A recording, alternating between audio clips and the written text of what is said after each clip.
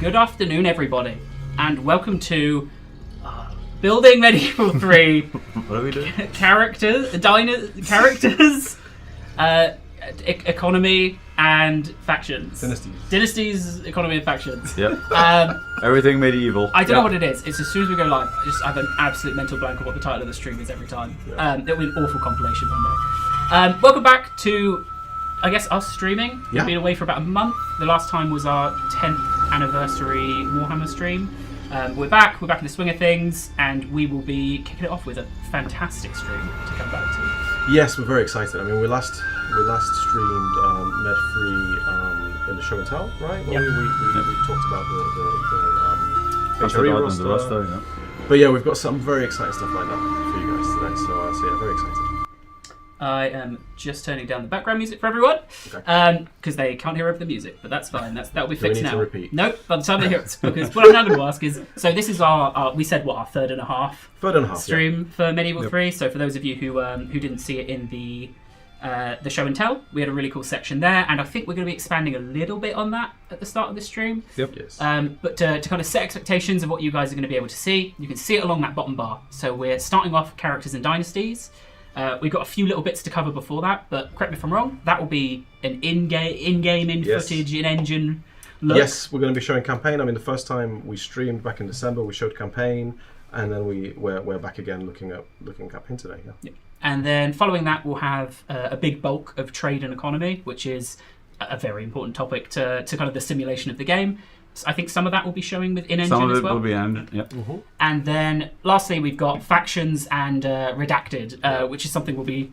Factions is factions. We'll be talking about the playable factions that you can expect to see at launch. But then we'll be talking about something else. Linked to something related. Yeah. Something related. Something very, very something related. fun. Yeah. So we'll get there.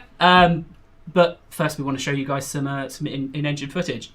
Shall we start by recapping, just for those who are joining, our past Medieval 3 streams? So you hinted at, we've shown campaign before. Yep. The focus of that stream, I think, was a bit higher level. Generally, the map, we talked a lot about the map overall, how the map is broken up into regions and sort of, let's say, the pieces on the map and the board that you're concerned with. I think we talked a little bit about economy at the time as well. We looked sort at, of on a high level. Yeah, we looked at construction of directly building castles and ports and towns on the map, which was a new kind of thing that we're exploring. That was pretty exciting to talk about. So that was the first campaign. And then we moved on to we had sieges, settlements, and sieges. Exactly, we talked about how, as part of our pre-production, how it's of course important that we figure out how we build our settlements. Always a big challenge. And then, we talked a little bit about siege gameplay, walls, ladders, pathfinding, and the keep at the very end, defensible positions. Yep. And then it was show and tell, which will mount factions and units and compositions, right? Yeah, we gave an update on unit rosters and how we showed some concept art at that stage and how we're approaching rosters. Kind of our process, Yeah, and how sort of there isn't the notion of a faction roster anymore. It's much more dynamic. It reacts to how the campaign is going, reacts to the cultures that you have in your realm, and sort of you dynamically build your roster as you play. Yeah, we talked about how that shifts and the cultures can shift and kind of change the flavor of your faction. And but all of that stuff is on our forums in the blogs. So do check out the Med3 forums for more detailed info if you missed it. I have seen a few people have asked us to turn the volume up. This is the max we go. So we can't. We will. Do we need to project? We'll project. Project louder. Okay. Part of the problem will be that we have many fans going in the room at the moment. It is currently 36 degrees plus outside. It is. There is no active air conditioning in this room because of the hum. It's if you remember the early out. Streams, there was a background noise that was quite triggering for some. So we turned off the fan. So we're left with quite. And we thought, Pav and I thought that we were not allowed to wear shorts. Yes. Based on Josh's I had direction. Them and then I forgot my band. And then look at these glorious legs. It's a leg reveal. It's the most important part of the stream. So you will see us getting significantly wetter across along the stream. Well, before we jump in, then there was one thing. So we announced this stream a couple of days ago, and there was one thing we'd seen mentioned in the chat. We called it I think it was on Reddit or maybe on the forums. We called it a little bit too late to be able to respond directly in that forum, but there were some questions I think about the art we were using for the blogs. Yes. Yes, the question with regards to the Cathedral, the cathedral, there's some mentions of AI or no, we do not use AI in any of our images. This is that particular image. We've kind of used it for a few at the beginning as well, a few times. It's an image that's evolved over time. So it's actually. That's a later iteration of an earlier image that we basically play around with different backgrounds. So potentially some of the perspective or lighting consistencies are due to the fact that we're just bashing different kind of forms, layers, different layers. So it's purely just a working concept really that we're using for that. So no, we don't use AI for our images. That was done by our artists and then iterated upon by our art director. Just playing around with different kind of. We go to quite a lot of detail. We actually I remember at some point we were saying, we need nobles on the bridge and we need some peasants in the. So we're kind of constantly changing and tweaking. Fantastic.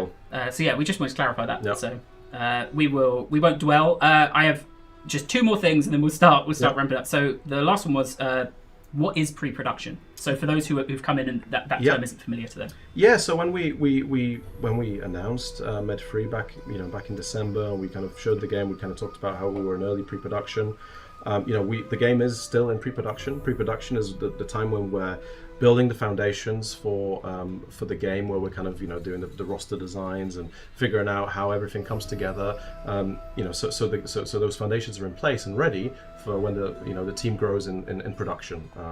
And we saw a few posts with regards to the Warhammer 40k news and the demos that we showed, and why there's such a difference in what we're showing, and that's because Warhammer 40k is far later in the development cycle than we are. We're much earlier in that pre-production phase, which is why the footage and the stuff we're showing is quite different, because it's a very different stage of development.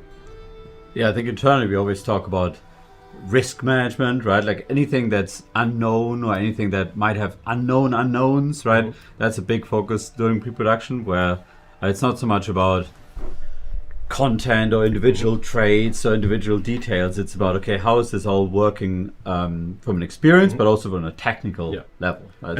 And obviously we never expose this side of development to the community. We never talk about it. This is something we do behind closed doors, and then we reveal and announce the game once it's already way along. But obviously this time around with Med3, this is what we're doing, because we want to get feedback. We want to engage with the community and ask questions and be able to adjust and tweak and also communicate and talk about where we're coming from, how we're thinking and approaching the development of this title, because it's so important to many of our fans. So this is why we're talking about it this early on. Fantastic. Well then, I believe we're going to start off with a few images before we... Yep. So, you happy for me to throw it up and you to explain, or do you want some preamble first? Yeah, no, I mean, just throw it on the screen. So last time we were talking... Tell me if it's the wrong image, by the way. No, that's the right one. Hey. Last time we spoke, like I said, we talked about the Holy Roman Empire roster. I think we shared a bit of a, let's say, we call it a thumbnail sheet, but basically an overview of a lot of different units in sort of a structure and hierarchy with the upgrade paths. Since then, roster research has really been a big focus of large parts of the team. You can see here essentially now the final concepting stage. This is the Konstaffler unit that we talked about last time. One of the cultural units, in fact, that the Holy Roman Empire would have access to early on as part of the Franconian culture. And this is sort of the final concepting stage that we do before we are ready to essentially now create the unit in 3D. So is that passed on to the artists to then try and start? Essentially, yeah. And this is now essentially also signed off with our consultant that we work with for Western Europe, Tobias Capwell.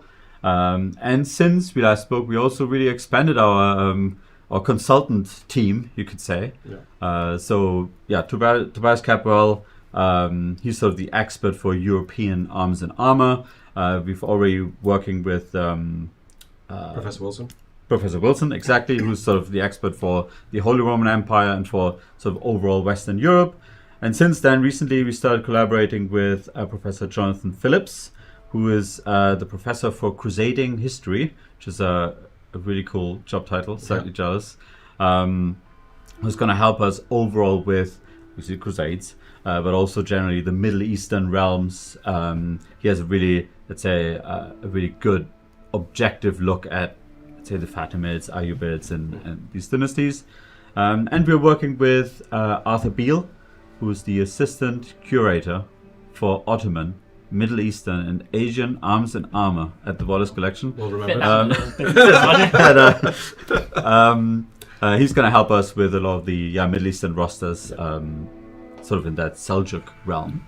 So a lot of exciting stuff going on in terms of unit roster research. You can flick over to the next image just to give a, let's say, a teaser or appetizer. This is from the French roster, which is currently being designed. That's a thumbnail for the sort of middle period, so 13th century, early 14th century French men-at-arms, heavy infantry unit, which we're currently working on. And we're going to collaborate with Toby on feedback on that as well. Just to answer Steve's question, we are all right. We don't need water. We're very hydrated. Yes, here. A lot of people concerned about us collapsing halfway through the stream. We have water. Yeah, Yes. that's... Do you want me to flick to the next one? That's an exciting one. I know people will be People frustrated. are trying to work out the rosters based on all of the art that's being shown. Okay. Yeah. So this is going to be frustrating for you in chat if you can't read it, but you're not meant to read it yet because it's work in progress. When it's finished, we will release this image. You can see it in all its glory. It's a great work by our concept art team because tackling heraldry is quite challenging. Heraldry, for anyone interested in it, it's quite a evolving, quite literally science, you could say, during the medieval period, where it was constantly changing. A lot of, let's say, geographical particularities, right? So it's quite challenging to really create a framework, a system that we can use across the game, or at least across, let's say, Western Europe. And that's what the team is currently working on, essentially come up with a rule set of how faction, dynasties, local regions, and other factors would impact how a unit looks in terms of its flags. You can see 2 layers of flags here, the main unit flag and secondary flags, a bit smaller. And of course also the attire and the clothing of the unit itself. And this is a real challenge in most games, and especially in a game such as this where heraldry is a thing. It's a very difficult task to get the balance right, because we have to balance the kind of user experience of being able to identify your own faction. So you've got the faction color aspect, and identifying friend from foe. Then you've got the heraldry representation, the different army, the different unit types, classes, all in all, and trying to balance that so it also feels authentic and not too gamey. And it's always a big task. But here, in particular, of course, really important for us. It's always a sandbox. It's not prescribed. Like this dynasty will always work within that faction. No, it could move around. So it all has to fit into a sort of a modular visual framework. And because of the faction design, and you've got the dynasties, the cultures feed in. It can be a real kind of melting pot of heraldry, essentially, in your faction. There was a question if there's an intent to include upgrading weapons and armor as visuals on the units as they were in medieval times. Absolutely, yes. I think we've spoken about it. Yeah, that's we've written about it. Time, But we definitely, yes. It's essentially the upgrade paths are not. You're not upgrading the unit. You're really upgrading the equipment, because that's effectively how it worked during medieval times. So super exciting. I think there's a forum thread. I believe there's a forum thread. Check out our forums where we wrote a little bit more about how heraldry would work in the game. I think it would be part of the blog probably as well, blog recap. So if you want to know more, please join the forums. Cool. Should I put it back to us while you get the game set up? Yeah. Awesome. Right. Okay, Life's just going to get the game set up then. While he's doing that, so we're going to be talking now about characters and dynasties. What level of pre-production? So I'm gonna give the usual disclaimer for our newcomers on the stream. Hello, thanks for joining us. We will be showing you our current live game code. This is the campaign game as it was built this morning. Last night. It's last night. It's yesterday's build. So this is our live dev build. So one thing that we with these streams we this isn't like it's this curated kind of planned thing. I mean, we plan to do these on a regular basis. Quarterly we've discussed, and that's how it's planning out. But we intend to show you the latest that we're currently working with. So sometimes that may be very broken, because that's what a few days ago we were at a stage where we were probably showing you something very broken, but actually we managed to get some bugs fixed, so it's all good. But this is our current build, and this is the pre-production build. So everything you see here is block out artwork. There's no final art. Even the things that look like they may be final, they are not. The basic shapes for the 3D geometry. The UI is there's some intent there, but it's still all very placeholder. So even the things that look maybe like final illustrations, they are not. It's just us exploring different styles, different approaches, and this changes, depending on how the team's working with the different elements. So yeah, you'll see the different I guess stages as we stream. Yeah. So yeah. You ready? Yeah, let's fire it up. Right, let's hope I've set this up. Hey. That looks glorious. Yeah. Nice. Yeah.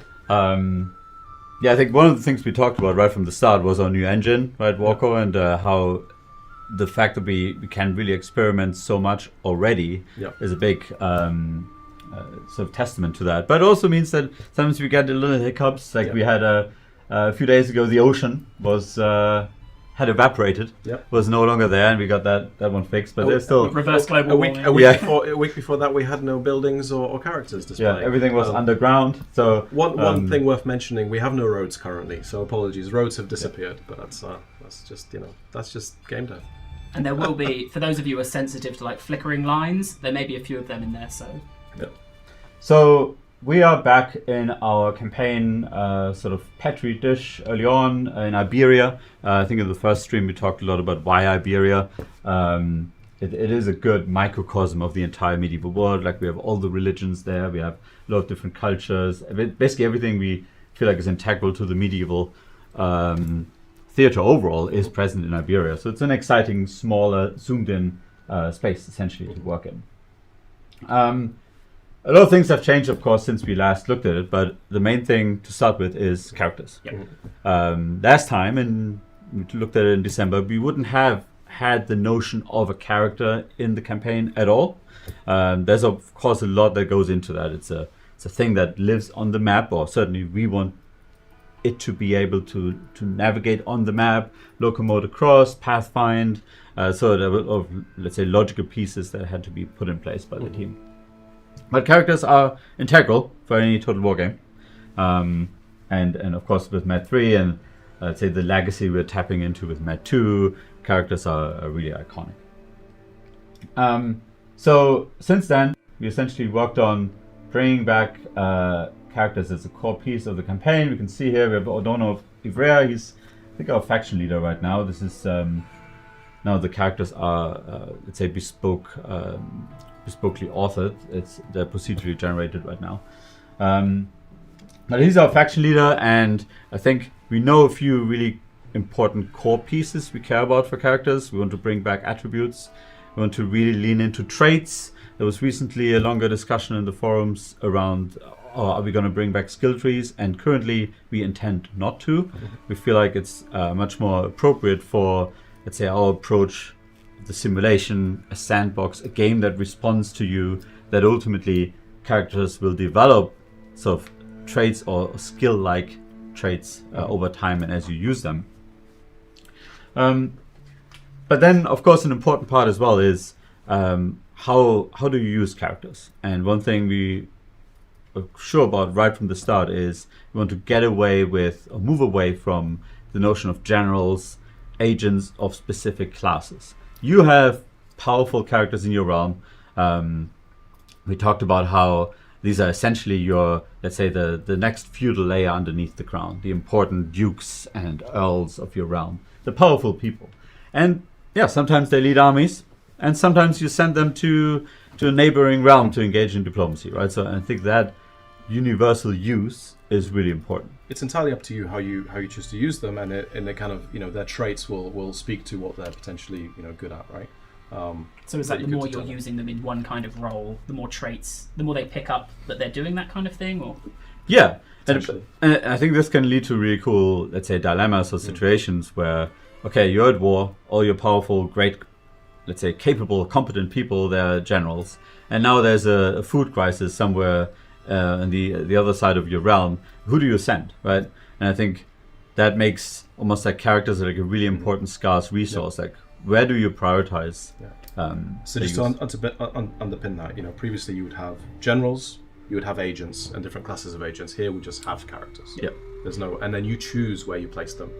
So I saw a really interesting question from chat, and again we're pre-production, so we can't give definitive answers to things, right? Absolutely, and just to hammer home, yes, there's a character there, looks quite final, nowhere near. This is not just pre-production, is pre-alpha. That answers right? all the people saying ship it. But the question they had was, when you go to play here, who are you playing as? Are you selecting that faction leader, or are you selecting the Kingdom of Castile? So their concern was, is this character going to have loads of flavour and traits and interest? But when they die, the air is quite bland. It's all about the dynasty. No, you're essentially there's that. But as a player, you're playing as the realm, as the crown. You're essentially almost more like the concept of Castile, and you have a ruling dynasty, and that you care about them. But there might be a situation where another dynasty takes over after a while, and in fact, if you think about the Capetians, perhaps in France, it's almost like the ultimate run is to keep that ruling dynasty in place and keep it ruling for the entire period of the game.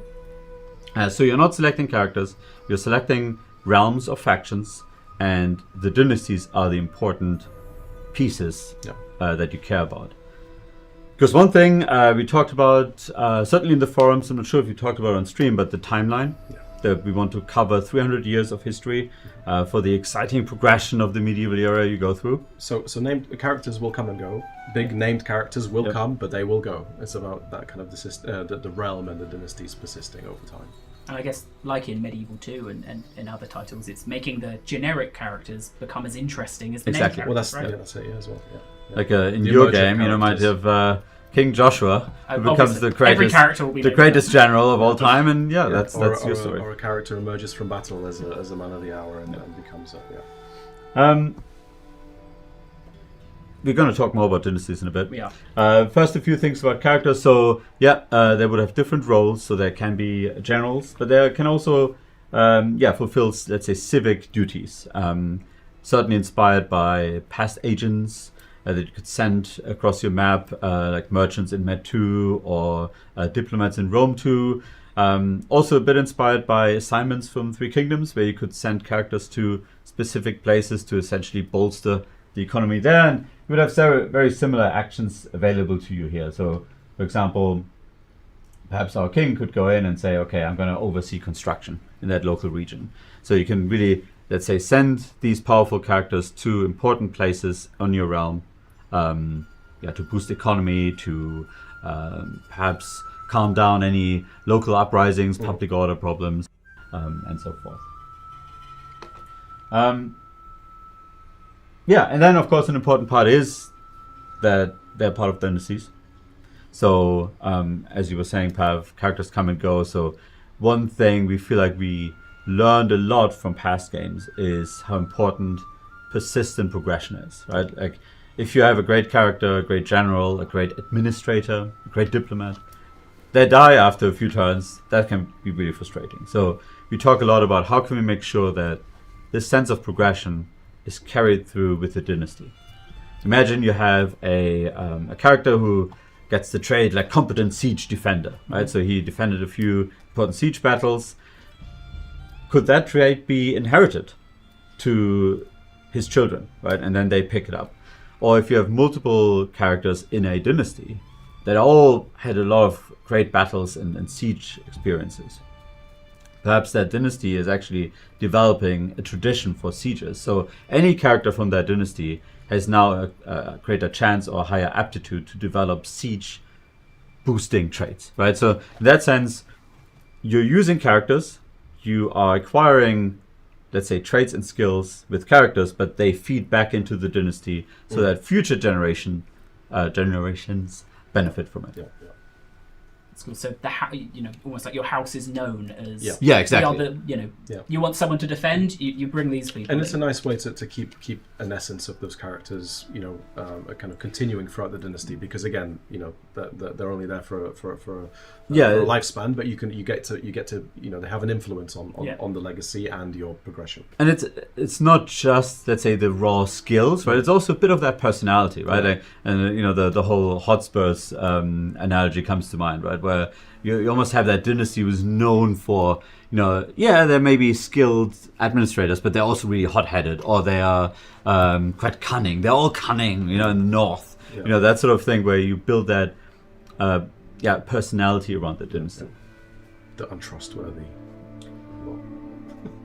So we can see here as an example, we have currently 3 dynasties present in our little kingdom of Castile. The cool thing about dynasties is that they are present across multiple realms. Yeah. Right. So we can see, again, this is all procedural, so we will let's see. So for example, House Ivrea. I can see there are a lot of characters of House Ivrea currently in the neighboring kingdom of Leon. And I think that will really lend itself to some cool, let's say, experiences, strategies also, where you can essentially start to meddle with other realms because of that dynastic connection. Yeah. Right? Imagine one of your powerful dynasties is actually aiming to become the ruler of a neighboring kingdom. You can support them, or maybe you backstab them. It also gives a great little background context to kind of diplomatic marriages, and that kind of gameplay gives you a great context and more meaning, because you've got this tapestry of interwoven dynasties throughout the map.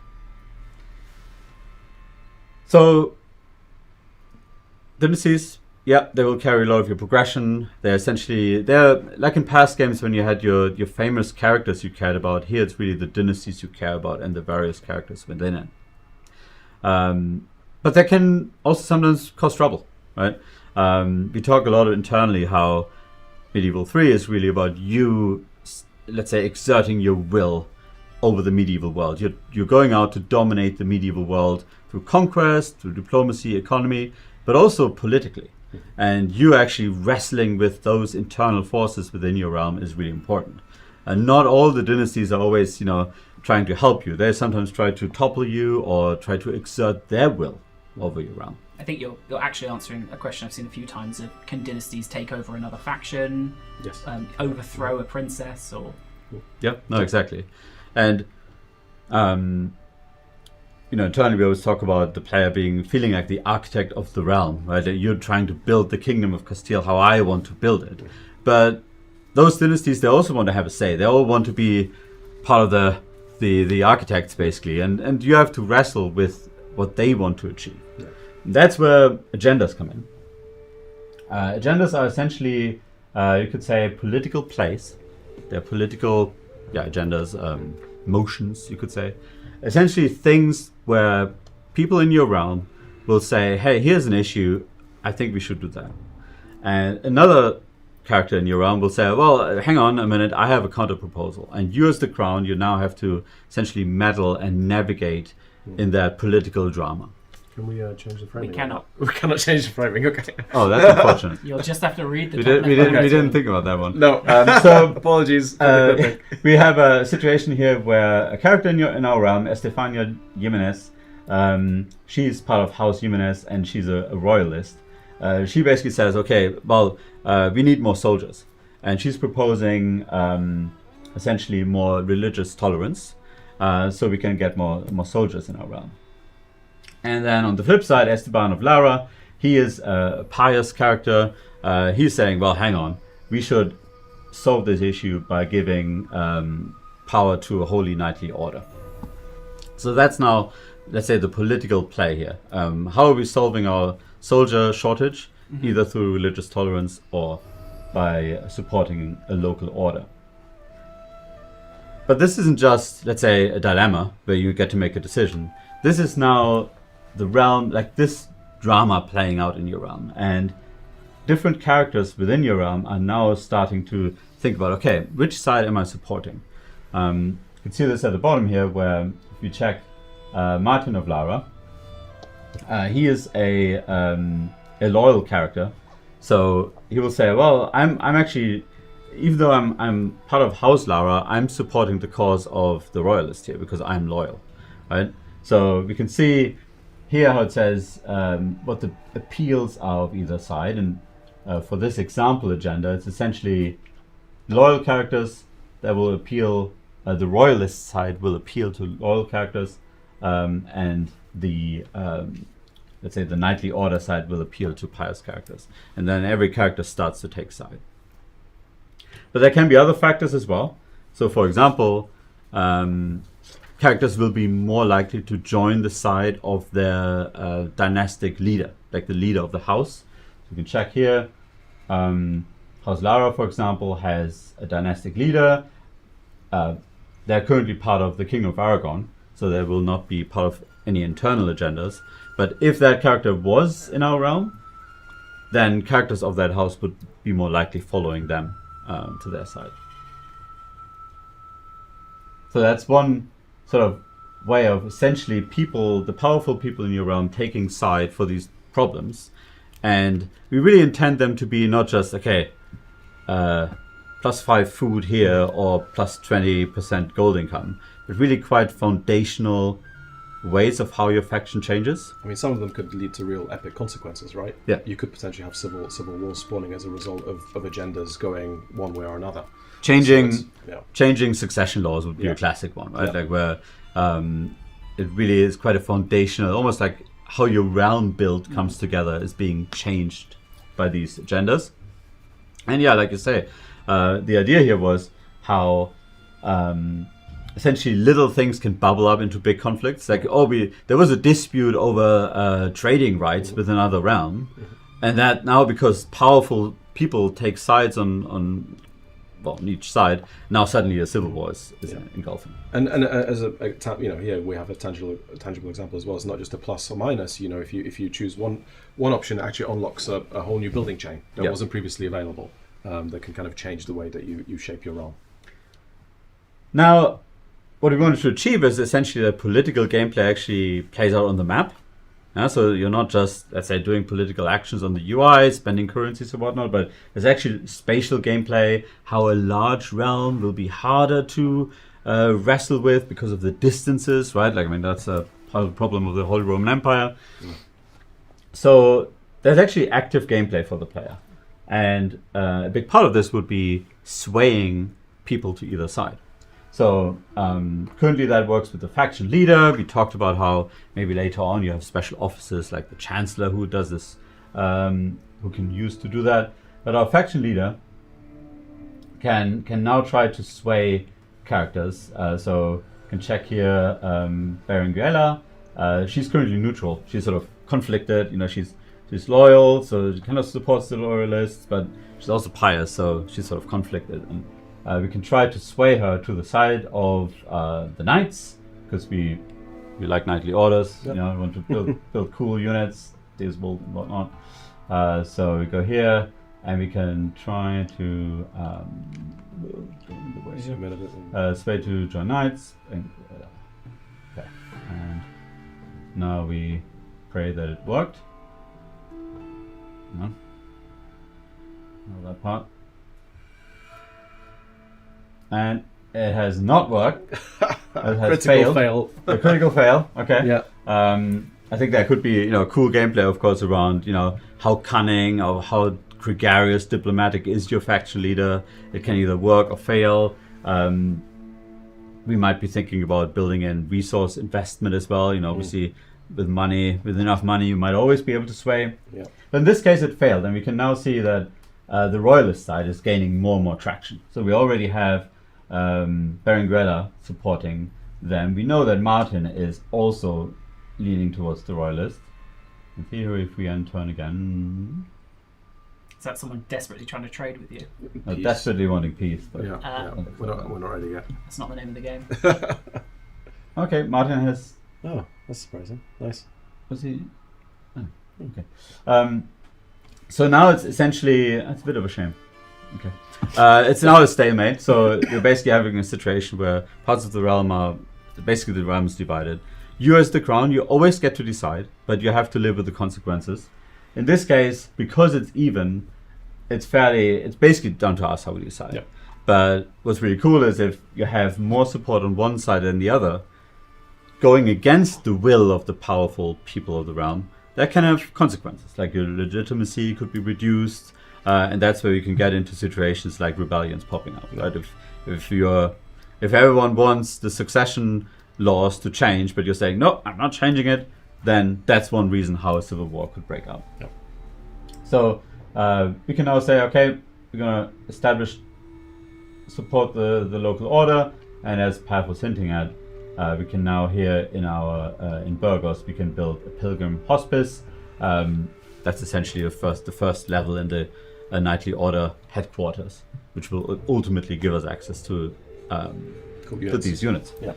So that's just one example. Like we said earlier on, I mean, this is all, let's say, exploratory content. There's no guarantee that this agenda specifically will be in the game at the very end, but that's sort of the kind of thing how we want internal politics to ultimately play out. Mm-hmm.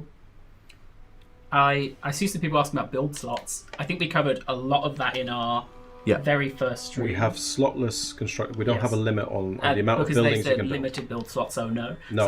I recommend going back and watching because we talked a lot about construction. We have removed building slots and we have limitless. Well, I mean, technically we still have slots. Yes, but there's limits, no there's no limit to the number of slots. Yeah.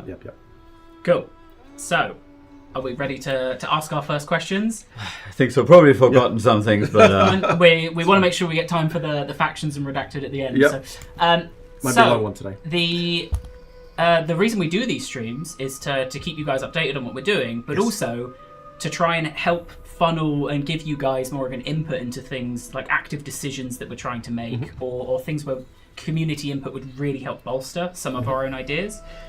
So we do those in these streams every section. So we have a couple of questions, I think it is, for Characters and Dynasties, which I'll throw onto now. And there's obviously the broad question of, listen to everything we're saying and then just tell us what you think. Just in general, there's always go to the forums and just tell us what you thought about whatever we've spoken about. And then there's a few of these questions that we pick out that we think probably relevant to the feature. And these questions will be posted. I think they are now posted on the forums. So if you see these, you have any strong thoughts about any of them, even any middle thoughts, run on over and let us know what you think. So we can quickly run through these. So the first is, what level of archetyping would you expect from characters, classes, freedom, trait based?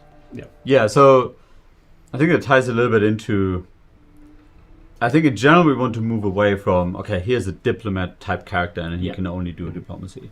But there naturally have to be some restrictions. Like not everyone can do, let's say, priestly agent actions, right? Like that would have to be a priest type character with a specific, say, education in this case.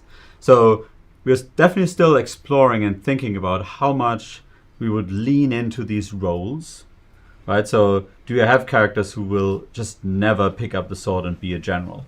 Do you have characters who highly specialize into, let's say, trade and economy, and they're the only ones you can use for trade? And is it based on the character's trait? They're born with a disposition to be better at diplomacy or warfare, or is it something that you could develop with the character based on where you put them and how you train them up essentially through the campaign? There are different approaches that we can take, so it's a kind of a question of what feels good. I will quickly point out Jasmine Rogue. It's probably Jasmine Rogue has posted some really great comments. We won't have the time to delve into them because they are all quite long, but I can see that they have been captured by the community team. So we'll make sure we read through them. But thank you for the really in-depth comments there. So the next question is about one of our older titles then. So what did you enjoy about Rome 2's family system and where did it feel lacking? Yeah, so I think there are always parallels between the family system in Rome 2, which certainly evolved quite a bit from launch to its last form in Empire Divided, and to how we would look at Dynasties for Medieval 3. Basically groups of characters with some internal power within the realm. I think in the later iterations they could even also own regions. So there are definitely some parallels, and we looked a lot into it. We did our own research, essentially, what have people said so far.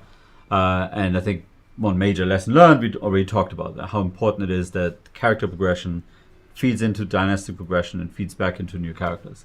But we're definitely interested to hear more about what you folks think about what sort of worked in that family system and what sort of, let's say, problematic pitfalls would be.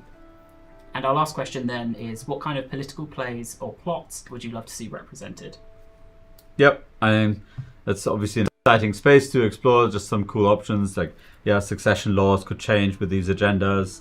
A favorite of mine is the idea that you might have essentially an internal vassal that's part of your faction, like a duke, who wants to become, let's say, more independent. Essentially raise them to a kingdom status that might still be your vassal, but ultimately more independent. And there are a lot of cool more, let's say, ideas that we would love to hear some folks' favorites. Yeah, some obscure claims from distant relatives lost to time, whatever. Fantastic. Well then, do you want me to jump back to the game, or do you want me to jump back to our camera while you set up? I think we can jump right back in. Yep. Cool. And as a reminder, I think I saw some links in chat of where you can go if you want to answer those. There will be more questions coming up in the stream, as well as something some bigger question at the end. Yes. But if you wanna jump in with your thoughts, feel free. Biggest question at the end. I'm gonna really hope I press the right one. Hey. Yes, there we are. So, talked a little bit about the economy in our first stream. There have been there's been more work on it. There has actually been an iteration that we sort of looked at and weren't quite happy with, and now this is where we're at now. Essentially, like an iteration on top of that, and a big part is trade routes. They're always, let's say, an integral part of any Total War game. They tie into diplomacy, but they're really a way for you to customize your economy.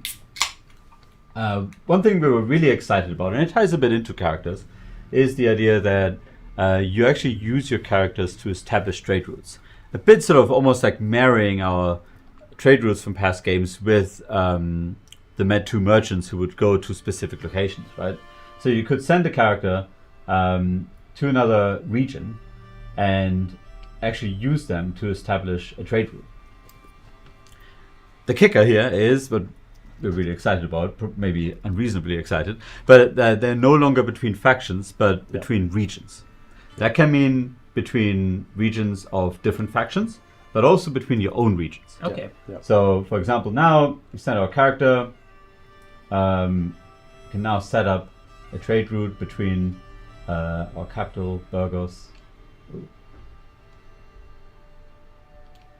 Click the button. And Toledo. And hopefully we'll see some nice traders moving around here. Yep. Not on the Roads are missing, but the trade models are there. They're trailing. They're blazing forward to making their own set the path. trail. Yeah. One thing we're doing where the value of the trade route will kind of inform how busy it is. So there'll be really dense kind of caravans on the more valuable trade routes and more sparse on the less valuable. So you can really get a feel.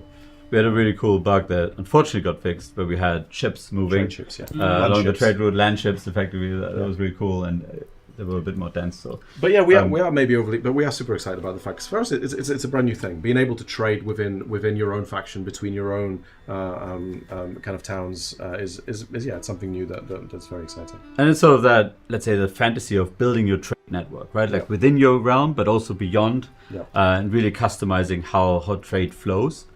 What does trade do? Well, it's one way to really boost the wealth of connected regions. We're going to talk about wealth more in a minute. But one important aspect would be how they help to distribute strategic goods throughout your realm. In past games, often it was essentially, you could say, a light bulb switch that went on. If you had a trade route with another faction, you traded, let's say, iron with them. You had access to iron. Here it's a little bit more nuanced. It's not implemented yet. It's a really cool design. So we're gonna switch into paper design mode for a bit and show some cool Should I get that up? design I diagrams. wish we had the whiteboard. Yeah. Okay, I'll bring the first one up now. Yeah. Yeah. Yes. So Oh, yep. Oh, it's got characters and dynasties on the bottom. We're all going to have to pretend that trade and economy is highlighted. Yes. Shame. Goes Ruined. everything out. So what we didn't feel like is appropriate to really get into number crunching. Like, okay, I have 32 iron, and what do I do with it? Right? It feels more appropriate to the scale of the game, to the lens you have as the Crown of Castile. That it's a little bit more abstracted than that, but still a notion of how much iron do I extract here felt quite important. And by the way, I'm using iron as an example. Yep. There You see are would be lots of more resources are available. yeah, a lot of different strategic goods. Yeah. But imagine a situation where, so we own those blue boxes. These are our regions. So we have Cordoba, Burgos, Sussex, and Normandy. And we produce a lot of iron in Cordoba. And imagine there are essentially 3 tiers. Tier 1 is I produce iron locally. I have iron in that region. Tier 2 would be I have iron locally, but I have so much of it, I can trade it away. And then tier 3 is I have so much iron that I have it locally, I can trade it away, but I can also trade the right to trade it away. Right? Oh, wow. And that's basically tier 3 that in this example where Cordoba is like a super built up. I really invested in my infrastructure there. I have the highest level iron mine. So I have access to tier 3 iron. I can now set up trade routes. I set up a trade route with Burgos. So Burgos has access to tier 2 iron. Yep. Because I traded the right to trade and access to iron. So I can now use iron in Burgos, but can also trade it further. So I set up a trade route with Sussex and a trade route in Normandy, and then that's how I essentially now from that massive iron hub in Cordoba set up the network of iron throughout my realm. And then equally I might say, okay, I have a neighboring faction that rules Granada, and I trade with Granada. There would be the typical diplomatic tie-ins with that, right? Like you need diplomatic permissions to do that, or maybe it's a favor, maybe they pay me, so I trade iron with them. And they trade it further. They take my iron that I produce in Cordoba and trade it to another faction that owns Seville. And that's how sort of from these big, let's say, hubs where things are produced, and you could think of maybe cloth in Flanders, right? So it doesn't... Wine, the Silk Road could be, a factor here. So basically, when you have these hubs that produce lots of things, you can really see it spreading. Yeah. But you're not microing numbers again or stocks. Yeah. It's kind of more of a tiered system. Yeah. A question I've seen in chat phrased in a few different ways. 2 questions. So the first one is they've been asking, how's the AI going to interact with the system, right? And I think the presumptive answer I'd give is that's the point of pre-production, is to work out the mechanics and features we want. So this is the crucial point of pre-production for us to work out these mechanics and designs as early as possible, so the AI team can start building AI to work with these systems. The second question I saw was, why would I want iron? What would iron do for me in game? Is this giving me access to units or upgrades? Is it just purely economical? No, I mean we would definitely say tap into some classic Total War elements here, where the best units probably require some strategic resources. Mm-hmm. Yes, iron maybe for your later game upgrades, war horses for specific cavalry units, and yes, maybe some purely economic ones like clothing and silk would be more boosting your economy, but presumably and also noble classes, right, and things like unlocking higher tier buildings, right? So cloth halls and buildings made only out of cloth. That's a tent. That's literally a tent. You invented a tent. I did. And then if you go forward one image, of course you can also get into situations like this here now. What if we're at war and an enemy came to Cordoba, smashed down the city, and led to a lot of destruction. So now our level 10 iron mine was smashed down. And that tier 3 iron that we had access to is now level 2. So that basically now means the entire supply chain throughout the medieval, like the Western European world here, collapses. Like your production centers in Sussex, where you're upgrading your units, now has no access to iron anymore because Burgos is only getting access to a tier 1 iron. And I think that can be a really cool way, and certainly ties into the AI interaction as well, but how you can get to cool fantasies like really taking out key hubs. And this, I mean, we're talking about kind of taking out the production here, but what's also a key point is the actual trade route itself, and defending that trade route, defending the flow of those resources from Cordoba to Burgos, for example. And this is where constructing castles on your trade route comes in, where what we discussed in the first stream, where you will want to defend these trade routes with things like castle construction to maintain the supply and prevent disruption. Yeah, it doesn't always have to be a dramatic, permanent Yep. loss. It could be just a temporary disruption from raiding. Are we going to our trade-based questions? Yeah, I think so. I think so. Yeah. No, we have. Hang on, we do have more economy to We talk have economy about. questions after trade questions. Okay, let's do trade question first, then And back then in the game. Then we'll go back and we'll Yeah. do economy. It is hot. Yes. So the first question we had here, these will be on the forums, is what aspects of resource chaining would you want to engage with? Could you explain that one? Yeah, so again, something we are discussing internally, how much we want to lean into the idea of resource chains. Yeah. I think it's pretty clear that we are not the Anno franchise, right? We would have always the Total War lands, but do you have a situation where you produce Wheat. or let's say silk, right? Yeah. You have silk as a resource that gets delivered to somewhere else where you then produce noble clothing. And you get into that chaining. And we were interested in, let's say, what's the temperature in the community? Wheat, What do you guys flour, feel? bread. Another one. I make all my clothes out of wheat. So, Yeah. For food. so what's the temperature for how deep they want to go in that system? because like I said, we're not Anno, but we, it's just a question of how I far can't, you we- just said that as someone in the chat said Total War is not Anno confirmed. Yeah, I mean, it's Yeah. every franchise has its strengths and Absolutely, places. yeah. I mean, we love Anno to play. Oh yeah, occasionally. absolutely. Not quite the same. And the second question then, so what are some economic fantasies you'd love to see? And we've got here, dominate the timber industry. Yeah, so there's obviously a connection between these two, but I think in that example I just gave, where you essentially disrupted the iron network of an enemy, potentially, there's obviously one cool way where your military campaign will have an economic impact that will likely have an impact on future military campaigns. But yeah, we were interested, like what... I think we're always interested in the range of playstyles, and Total War is always ultimately a military war game. But we've been pretty open from the start that with Med 3 we want to be more varied than ever before, support more playstyles, and we're interested in what sort of people would love to see in terms of dominating through economic means. Can you really... without play tall rather than just painting the map red, dominate. and without getting your blade out, you're dominating the enemy into the ground Or just pulling through strings economic and means. manipulating. There's so many different. So Vidoga has asked a question that I think maybe kind of lands into this of their idea of an economic fantasy is, could I raid an iron trade route, steal that iron, and then use that to upgrade my units without actually having access to it myself?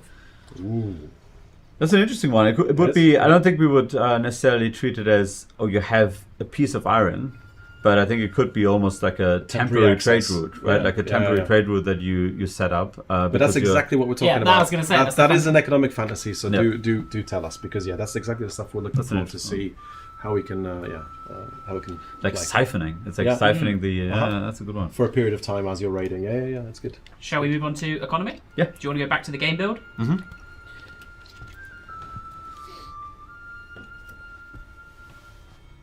Okay.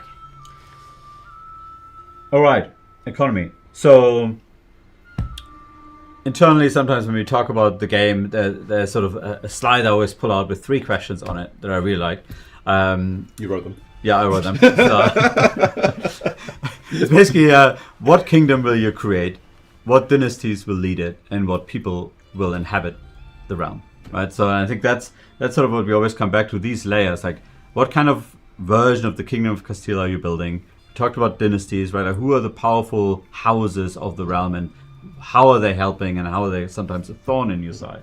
But the people are really important as well. It's sort of it would be appropriate to say the lowest layer, maybe, but it's sort of the baseline, The foundational layer. the foundational layer, exactly. It's the that's where religion comes in, culture and whatnot. And right from the start, we always talked about the notion of the war and peace cycle. When you go to war, it should feel like you're mobilizing the people, the entire realm. You go to war and you really feel like, okay, the men who are tilling the fields are now in your armies in the east. So who's on the fields, right?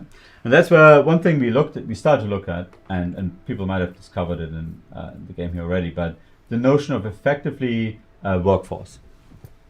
So essentially, I think we talked about it a bit in previous streams. When you recruit a unit, or you muster a unit rather, you take those people out from the population. They're now in that unit.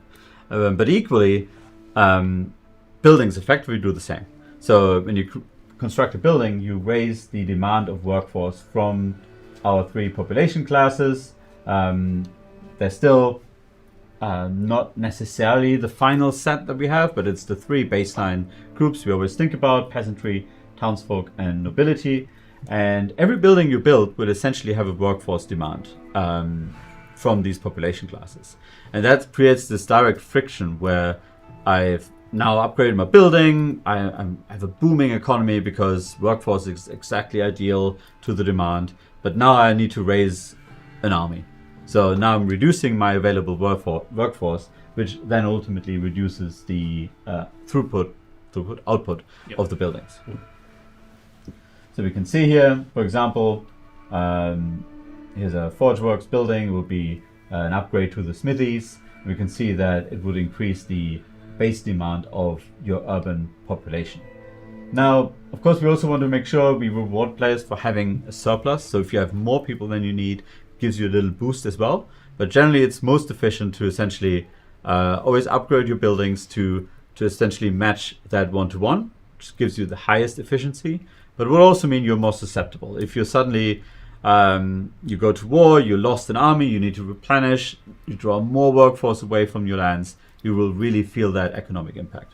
In the past, we talked about things like war exhaustion and how we really wanted to make sure that war exhaustion isn't something that sort of is imposed on you, but you can really feel it as part of your simulation. I think workforce would be one element where, if you literally exhausted the people of your realm because they're all killed in battles, your economy, you will feel it. I mean, that's one of the key kind of philosophies that's fueled us from the beginning. That there's a real kind of cause and effect. There's the world kind of feeds back to you. So these things don't feel contrived.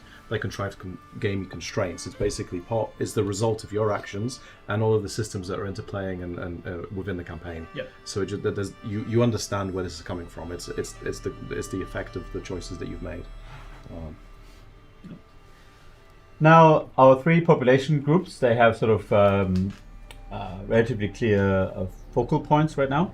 So the peasant population is mainly required by the buildings you have in the rural countryside. Every region has a different, let's say, makeup. You can see this here. So in Burgos, we can upgrade our fields to a certain level. Do we actually have build some ore pits here as well? And then in Toledo, you have a different makeup where you can see here that the fields can be upgraded much further.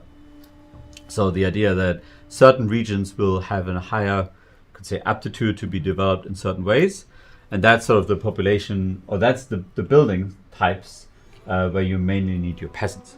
Whereas for your town buildings like smitheries and crafts like workshops and forges, of course, that's where the urban townsfolk comes in. Now the nobility will also have some buildings, like if you think of administrative buildings or if you build a keep, that will essentially require nobles. And nobles are quite, let's say, in a special place because they're in a way your most valuable population group.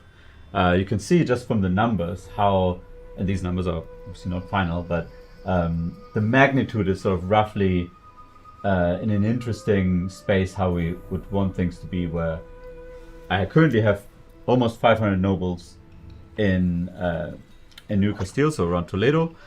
If I recruit a few units of knights, that will essentially be that population already gone, right? So really susceptible to losing knights in battle. You really feel that very quickly. And equally with buildings as well. So you kind of want lots of them, but if you have too many of them compared to the rest of the population, you start corruption creeping in. It's essentially a way to sort of say, well, okay, you have lots of nobles, they help you to administer the realm, they might help with public order, whatnot, but you get that economic drain. But it also just really makes it, again, that connection makes it so tangible on the battlefield, where you really, these are your elite units, but there's so few of them that you have to be really mindful, and also obviously losing them is a big impact. And so I saw a question from chat of is there a way to convert between these population types? Is the intent that if I can force the farmers to become more urban? Or? Yeah, so urbanization is definitely one, let's say, key economic part of your build. Is your realm becoming heavily urbanized, or are you leaning more into rural population? Mm-hmm. We also recently discussed some really cool, let's say, recruitment-related conversions almost, right? If you think of the Ottomans, who essentially recruited their Janissaries from non-Muslim population groups. So by recruiting the unit, you would literally transform your people. You have things like essentially almost like emergency nobility being created by just gifting land to, let's say, more the burghers, right? So I think there are interesting conversion mechanics that are more direct that we would tap into. So I guess short answer, yes. Yeah, and also the evolution of the units and armies, and then more professional kind of armies that are less part of it. Don't rely on nobility as much, but that's over time and how you transform that with your faction as well. That plays into it.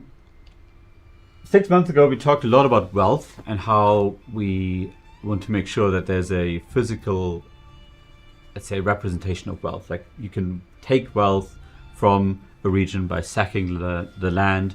If you raise an army, you stock the army with supplies. You would try and, let's say, convert wealth into supplies. So if that army loses those supplies, that wealth gets converted into wealth for the enemy. So that sort of physical interaction of wealth in the game world. And that's represented here by urban wealth. And that's very much inspired by the economy in Shogun 2, people will remember, which I think did this very excellently, where you had essentially a slow ticker of wealth building up. It's essentially the idea of almost like building an economy that reinvests in itself. So especially urban buildings will often only give you a little bit of wealth, but that wealth will essentially accumulate over time. So by building, let's say, a tradition and an entrepreneurial community, you could say, within your regions, you would start to build up that commerce mindset. And that number ticks up over time, and ultimately you'll benefit from that engine building up, but you're then susceptible from losing that wealth. Through raid, maybe character actions could directly siphon some of that wealth off into your lands or enemy lands. And ultimately your income is essentially a combination of that urban wealth, which is ticking up, so we can see here plus 10, so every turn that number goes up by 10. Rural wealth, which is fairly traditional, how we treated income in past titles, where upgrading my lumber camp will give me bonus income. If I upgrade it from tier 2 to 3, I get 200 now instead of 100. And ultimately that gives you, after applying corruption and administration cost, gives you a number that's getting taxed. Administration cost is a sense of, let's say, your realm growing, and sort of that, let's say, tax would be the wrong word, but sort of a penalty ultimately of how difficult it will become to collect taxes. Distance to capital will be a very big factor here, which was always very cool for spatial gameplay, right? When you have regions very far away, it's in a way really interesting, but it's also difficult to administer all of that, and might invite things like probably more efficient to create a vassal over there that pays tribute, but essentially organizes the realm over there. And potentially different taxation models as well. And then there'd be risks with that, right? That you've given up some control. Yeah. Okay. I think that was it. We're going to want to move on. Yeah. We're going to want to move on. Yeah. Okay. So we'll throw up to our last questions of this section, and then we'll move on to factions. Hooray. Let's hope I'm pressing the right button. I am. So we only have one question for this section, because it's a big tax economy one. Yeah. What are your expected trade-offs between going economically tall versus wide? What is economically tall versus wide? Well, I mean, it has sort of different lenses to it, but generally it's always the classic trade-off is, are you building a big empire, so you have lots of land and getting a little bit of money from all your lands, or are you more the, let's say, Venice or Flanders, heavily urbanized, very few regions, but very well built up. So that would be one way of providing a trade-off between these two. And then there are some other, let's say, interesting pathways here between, sort of how, what population groups are you leaning into? What are the trade-offs in between? So, just interested to hear people's thoughts. Yeah. Do you have either of your preferred play styles of wide or tall? Depends on the faction. Yeah. So I think that the faction plays into it, and the geographical location and kind of setup. So I think that we'll get into that next. We will. Okay, we'll be moving on. Someone said this game needs a couple of years of work, and then someone saying it too bad it releases tomorrow. So we'll see if it's out tomorrow. Yeah. Okay. I didn't get that memo. This is our release stream, isn't it? Oh, okay. All right. So I'm trying to think of how we want to pivot into this. We could go. Do you want me to just bring up studio camera? It'll maybe do that. be on that third section, and we'll just chat. Yeah. Okay. Yes. Hello. So we'll be talking about factions now. Yes. What are we talking about with factions? So we're very excited about this because this is a new level of I guess kind of engagement that we're seeking from everybody. But yes, we're essentially talking about our planned playable factions for launch. Yeah. And Yes. we have some we're going to go through basically what we've locked in as the playable factions, and then we're going to offer up some choices. Yeah, Essentially. indeed. Yeah, that's what it comes down to. That's basically we have the super exciting thing. I think the caveat here is that we don't know yet how many playable factions will there be actually on launch. We haven't settled on a final number because that will come out of various different kind of what's the word I'm looking for? Production reality. Yes. Probably. Yes. Yep. Yeah. But certainly we did talk about, let's say, past historical games and how we are definitely looking at that as a North Star. Yeah. So ultimately what this will come down to is we have a number of factions we feel like they're locked in, they will be playable, and we'll talk about them. Yeah.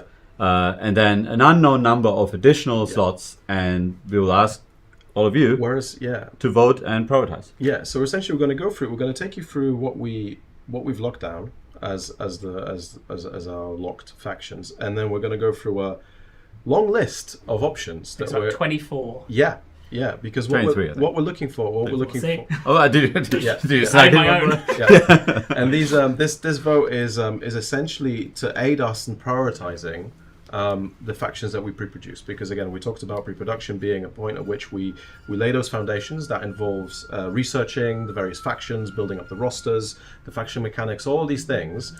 I think that's a great point. We should talk a little bit about what does it mean for a faction to be playable, right? And I think we have sort of this understanding, but not everyone might share this. But for us, when we say playable faction, it means it's selectable on the front end, of course. Yeah. But really with that comes a certain expectation of, let's say, the uniqueness of the experience. There's a big forum post that we talk about vertical replayability versus horizontal replayability, and how we this isn't, let's say, a game where two factions that you choose will be fundamentally different, because we want you to be able to blend in between playstyles, right? Mm-hmm. But that being said, when you pick England, we want you to feel like, okay, there's something unique about England, right? Yeah. So there's a certain expectation that there will be some unique units, unique mechanics, unique, let's say, narrative elements as well, right? So a certain USP, I guess. Yeah. unique selling point, playing point, or whatever. And but yeah, if a faction doesn't get picked, that doesn't mean it's not in the game. Yeah, so this isn't about which factions. There will be more factions in the game. There will be emergent factions that may be on this list, but this is more about the factions that we work up, design, and implement as playable, as selectably playable from the beginning. Yeah. Should we start off with the ones that we're... Yes. Yeah.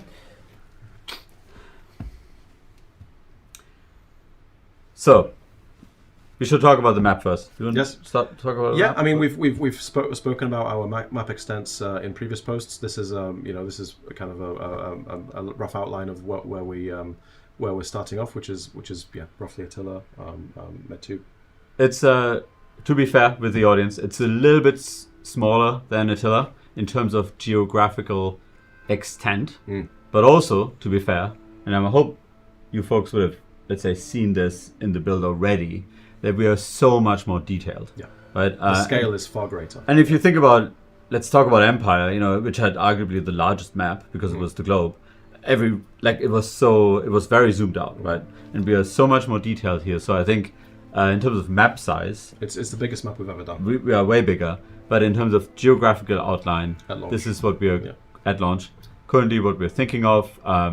Iberia to roughly, let's say, Mesopotamia, Baghdad, northern Scandinavia to southern Scandinavia to northern Africa. Now, in terms of the playable factions, you can obviously see them here, and I'm sure a lot of you will have already picked out who they are. Essentially, we sat down and really thought and evaluated, and as you do in these situations, you create an Excel sheet, do a scoring, and we sort of came up with a few, let's say, rubrics and a let's say razor for how do we make this decision. And I think an important one we of course look at is historical relevance. Okay, looking back at the medieval history, trying to be objective, who are the big names that really shaped the era. Another lens is, you could say, the Hollywood factor, right? Like if there was a Hollywood film being created, who are the likely, let's say, scenarios and settings, right? We look at how interesting do we feel like we can really make their starting position and their journey through the game. How interesting, how unique, how varied could that look like? A lot of factors essentially that sort of fed into this. And this is the set of 6 ones that we felt like, okay, this is a starting point that we feel really confident in. This will be a good foundation for the playable set. So these don't need to be voted on. These are in. These are in. This is like the in Eurovision you have the 5. And so to answer some people who are just joining, I'm confused, but we only have 6 playable factions. These are the factions that we here at CA have said these are the kind of, I guess, essential ones to the experience. They're locked in. And what we're about to do is show you guys 23 other potential factions, and you guys are going to have your voice. You're going to be able to vote on which ones you think are the most important, the most impactful for you, the ones that you think are essential to the setting. And I was going to say more, but do you know what? We can just start getting into it. Well, let's cover what these are. Yeah, let's cover these. Yeah, exactly. So, I mean, England and France. I don't think there could be a medieval 3 game without either of them. They're very iconic. They're arguably, for better or worse, the most iconic factions of the medieval era. Yep. Of course, tied into that internal Western Europe. In Western Europe, but also I think when people hear medieval, that's likely what they think of. Obviously, the 100 Years' War ties these together into a really strong evocative conflict. Some of the most iconic medieval units and formations are essentially represented by these 2 factions. So they're locked in, England and France. Then the Holy Roman Empire. And we talked about this in the forums a bit, how we really see, and we discussed this at great length with our professor consultant, if this is a valid approach. But we really see it as one realm. There will be a lot of feudal dynamics within the Holy Roman Empire. It's not, it's not one simple Internal, shade, external vassals, one unified, like highly unified realm, but it is one realm. It's one realm, one sovereign entity. Of course, also very iconic, exactly for that feudal structure, the iconic power struggle that essentially led through the entire medieval era with the Pope or the Catholic Church. So the Holy Roman Empire, another really big player in the medieval era, and that's our Team West, because this map sometimes looks like a 3v3 RTS map, which then leads us to the Byzantine Empire, arguably the most sophisticated realm at the start of the game. Obviously the iconic, let's say, remnant of the Roman Empire. I mean, in fact, I know if you want to be a stickler to history, you would call it the Roman Empire, but it's the Byzantines for us for now. Also very iconic in terms of military formations, very interesting blend of, let's say, drawing from different cultures, and of course with some unique administrative challenges, and most importantly, enemies on all gates, right? So really iconic, very interesting starting position there in the Mediterranean center. Then, of course, really important, Sultanate of Rum. We're going to talk about the Seljuks in a bit, but Sultanate of Rum, another, let's say, really iconic player. It's the Turkish faction of the medieval era, who will then, of course, transform into the Ottoman Empire. There would be a lot to talk about this on itself, but we don't necessarily see it as they will always become the Ottomans, but it's a very likely transition that they will go through. They, of course, combine. I was fortunate enough that I was able to do some research on this on the Sultanate of Rum roster recently. Super cool and iconic blend of flavors: Turkish influences, Persian influences, Syrian influences, and of course then Greek and Byzantine influences. So really interesting faction. And then last but not least, the Kingdom of Jerusalem as sort of the Crusader state kingdom. Of course, the Crusades will be a major element in our game, and having the Kingdom of Jerusalem present right from the start, playable, will be, I think, it will be a super iconic faction to play through as well.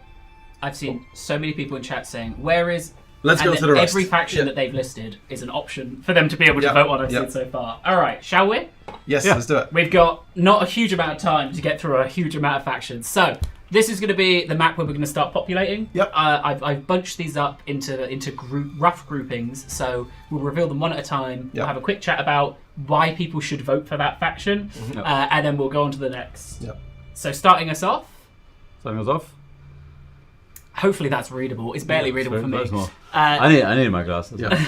Italian city-states. Yes. So merchant republics. Yeah, obviously super iconic, and in fact, to lift the veil a little bit, like, I mean, there was a period where Venice was on the list of locked-in ones, and Venice was locked for a while. It was really, very iconic. But the other republics in Italy also very interesting sovereign bodies, basically in the period. Republic of Genoa, of course, and Pisa, huge trading. Or you could imagine how they become really huge trading empires in your campaign. The Commune of Milan is. I'm just going to quickly cut you off.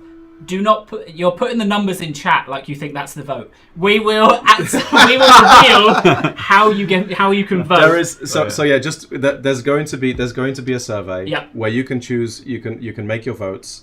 That survey is going to be live until probably September. We're going to keep it going. It's going to be open for a while. We'll be posting up periodically. We're not deciding it yet. No, because I see. To be fair, I saw so many people putting one, so I think Venice is in a good spot. But at the end of this, when we've gone through all of these, there'll be a QR code on screen. You will have plenty of time to vote. We'll be updating where the vote is at, so you can kind of campaign for your favourites and get others rallied to vote for your favourites. So there'll be plenty of opportunities.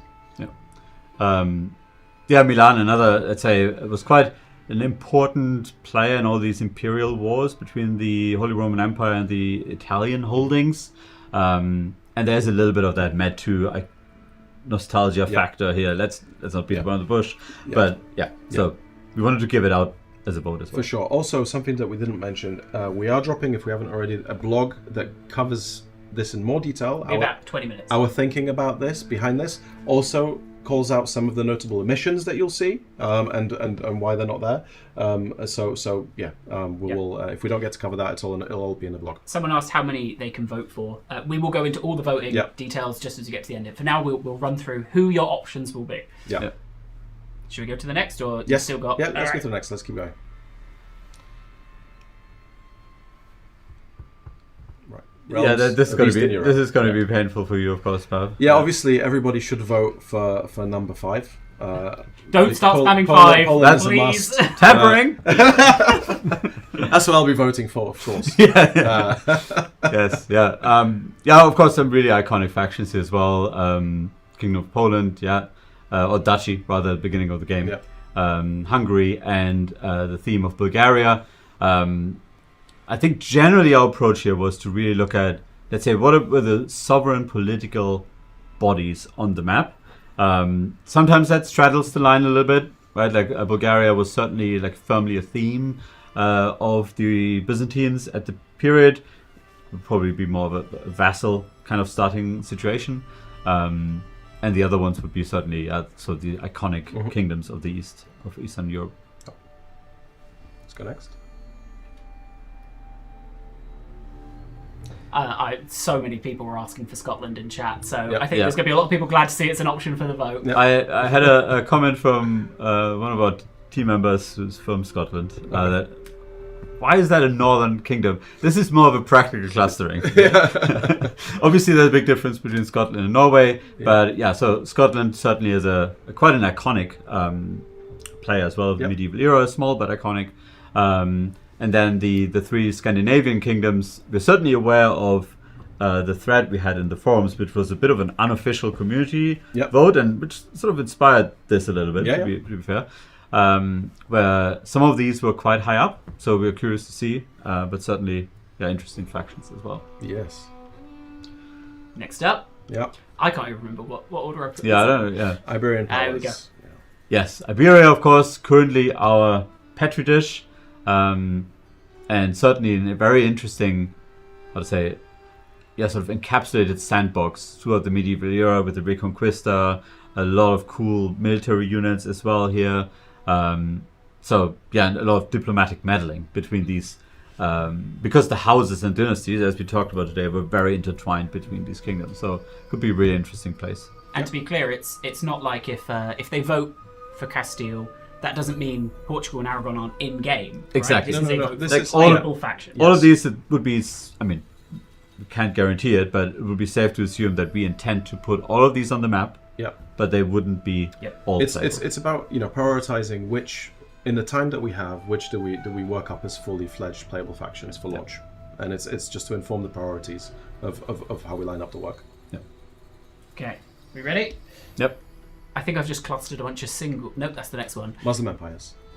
Yep. These are the important, powerful empires of the medieval era for sort of the Islamic areas of the map. The Almohads, or south of Iberia, of course. The Fatimids, who would then transition into the Ayyubids, Saladin's empire in Egypt. And then the Zengid, sort of as a Zengid dynasty as a vassal state of the Seljuks. And here's probably a good moment to quickly talk about the Seljuks, because there was another thing we wrestled with a little, to be fair, because we do feel like Seljuks are really important. And they will be on the map, but as our current planning, they will be essentially cut through in the middle, because their empire was quite vast into Central Asia, whereas we're currently thinking to end the map, sort of east of Baghdad a little. So it felt like not the right time to consider them for launch, and I think we're definitely hopeful to essentially expand the map after launch. Yep. And then, so the Seljuks are not forgotten. They're very important for us. They will be part of the game, but not the right. Doesn't feel like the right priority for launch. That's right. And the Zengids would likely start as a vassal of the Seljuks, and can forge out their sort of Assyrian empire, if you will. This is where I put a bunch of the single ones And together. then the rest. There's one more after this. That's okay. No judgment here. So it was hard to cluster these, I guess. But Kingdom of Sicily, really iconic, sort of the OG Norman kingdom, right? And always a thorn in the side of the Holy Roman Empires, and certainly very interesting starting position on Sicily, in the middle of the Mediterranean. Could be really cool. Then the Principality of Antioch as another Crusader state, certainly a slightly different flavor compared to Jerusalem. Again, will be on the map, but are we flashing it out? Is it a priority to flash out as a playable faction? And then finally, Kingdom of Georgia in the Caucasus.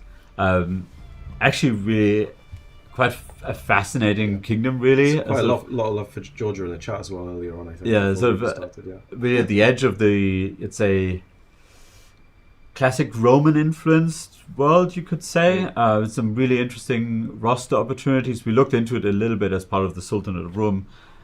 So yeah, could be an exciting playable faction as well. Okay, we have our last bunch. I think there is a caveat here of there will be a write-in option. Am I wrong? A write-in option? No.